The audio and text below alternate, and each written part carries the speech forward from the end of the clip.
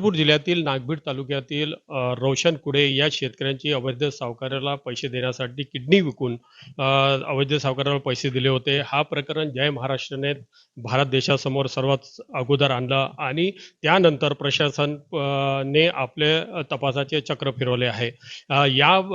जैसी माहिती जय महाराष्ट्र माध्यमातून पोलिसांना झाली. पोलिसांनी अगदी ताबडतोब तपासाचे चक्र फिरवले आणि मोठं यश चंद्रपूर पोलिसांना मिळालेलं आहे. या विषयावर बोलण्यासाठी आपल्यासोबत चंद्रपूरचे पोलीस अधीक्षक मुमोका सुदर्शन आहे. त्यांना पण विचारणार आहोत, सर, जशी माहिती झाली या प्रकरणाची आणि चौकशीला तपास झाला आणि यामध्ये चंद्रपूर पोलिसांना तुमच्या माध्यमातून खूप मोठा यश प्राप्त झालेला आहे, काय सांगा? नमस्कार, सर्वांना माहित आहे जे अवैध सावकारीच्या प्रकरण सुरू आहे चंद्रपूरला.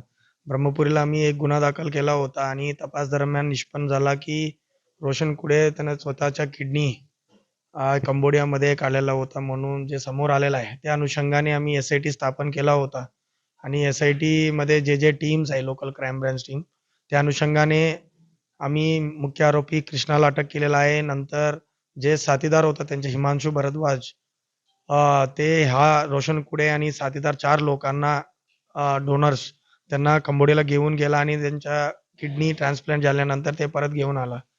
त्या अनुषंगाने हिमांशू भरद्वाजला विचारपूस केल्यानंतर इंट्रोगेशन निष्पन्न झालं की ते स्वतः एक किडनी डोनर आहे. ते पण त्यांच्या आर्थिक नुकसान झाल्यामुळे ते पण सोशल माध्यमातून जे कृष्णाला कॉन्टॅक्ट केला आणि कृष्णाने त्यांना पण घेऊन गेला आणि तिरुचिरापल्लीमध्ये स्टार किम्स हॉस्पिटलला त्यांच्या किडनीचं ऑपरेशन झालेलं आहे. त्यामध्ये मुख्यतः डॉक्टर रवींद्र पाल सिंग जे दिल्लीवरून आला आणि जे लोकल MD आहे स्टार किम्स हॉस्पिटल राजारत्नम पण हजर होता आणि हा मुख्य आरोपी पण हजर होता त्यावेळी. तो त्या इलिगल किडनी रॅकेटमध्ये हे 3 मुख्य आरोपी समोर आलेला आहे की हा किडनीचा प्रकरण फक्त कंबोडियाला नाही, हा लोकल माने भारतमध्ये पण चालू आहे म्हणून आता समोर आलेला आहे.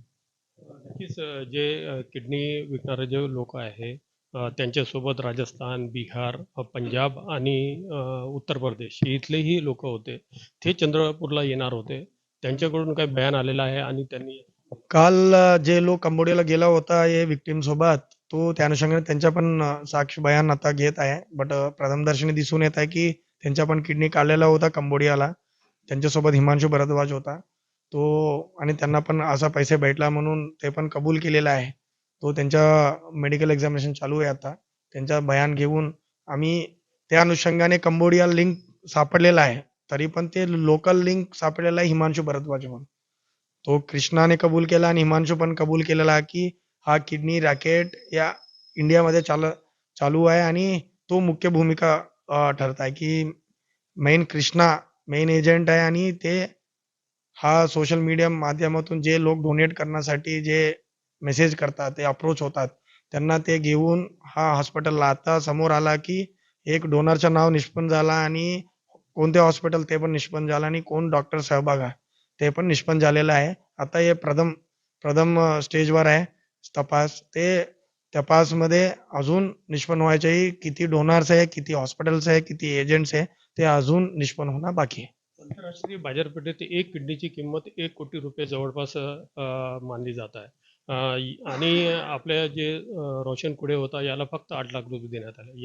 याच्यावर तर तोच मी सांगितलं ना ते की जे लोकल मार्केटमध्ये जे कबूल केल्याप्रमाणे जे आमच्याकडे मोबाईल डेटा आहे त्यामध्ये दिसून येत आहे की 50 ते 80 लाख पर्यंत ते चार्ज करत आहे.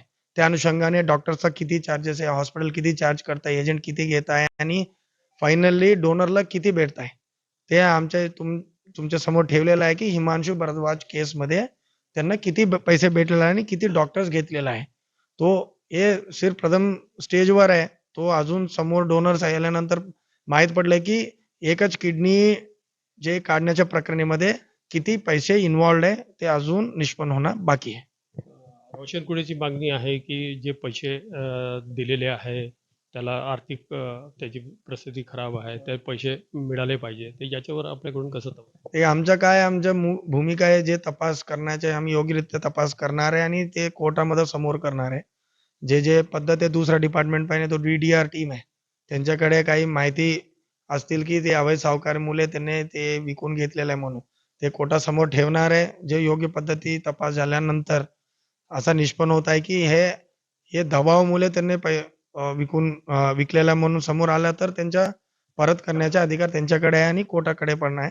आम्ही आमच्या स्तरावर जे तपास आहे ते प्रोफेशनलपणे ते अत्यंत वेगाने करून आम्ही कोर्टाला सादर करणार आहे. एक जवळपास किडनी रॅकेट समोर आला आणि खूप कमी वेळामध्ये चंद्रपूर पोलिसांनी याचा छडा लावलेला आहे. काय म्हणणार आहे याच्यावर? आता ते पूर्ण कॉन्ट्रिब्युशन आमच्या टीमला देणार आहे. जे प्रत्येक अंमलदार आणि प्रत्येक अधिकारी लोकल क्राईम ब्रांच टीममध्ये ते दिवस-रात्री एवढा मेहनत घेतलेला आहे. पूर्ण अॅनालिसिस करत आहे आणि टीम्स एवढा ट्रॅव्हल केला, पूर्ण भारतामध्ये ट्रॅव्हल करून आला. आतापर्यंत 10 दिवस झाला कोणीही काही घरी गेला नाही.